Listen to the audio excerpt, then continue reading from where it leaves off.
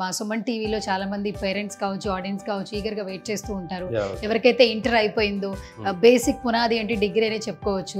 Intermediate తర్వాత degree graduation ఏంటంటే career turning point అండి. Yeah yeah. ఈ పాయింట్లోనే వీళ్ళు రైట్ పాత్ని చూస్ చేసుకున్నప్పుడు మాత్రమే వాళ్ళ సక్సెస్ అనేది వస్తుంది. లేదనుకుంటే ఆఫ్టర్ మళ్ళీ పీజీ అంటారు, పీజీ తర్వాత అగైన్ కోర్సెస్, ఆ కోర్సెస్, ఈ కోర్సెస్ అని they are wasting their time. ఈ 3 years టైంలోనే పర్ఫెక్ట్ ఎఫర్ట్స్ పెడితే కాలేజ్ మేము చెప్పేది ఇప్పుడు ఫ్యాకల్టీ ఉందండి, మనకు మంచి ఫ్యాకల్టీ ఉన్నారు, మంచి రిసోర్స్ ఉన్నాయి, and we are following pedagogy differently.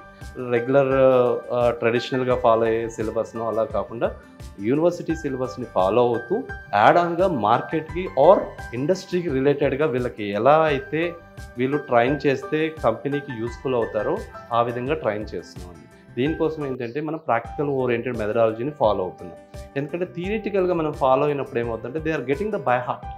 ఆ బై హార్ట్ అవడం వల్ల మార్క్స్ రాగలవు కానివ్వండి, వాళ్ళు ఎక్కడ కూడా నాలెడ్జ్ పరంగా జీరోలు ఉంటున్నారు.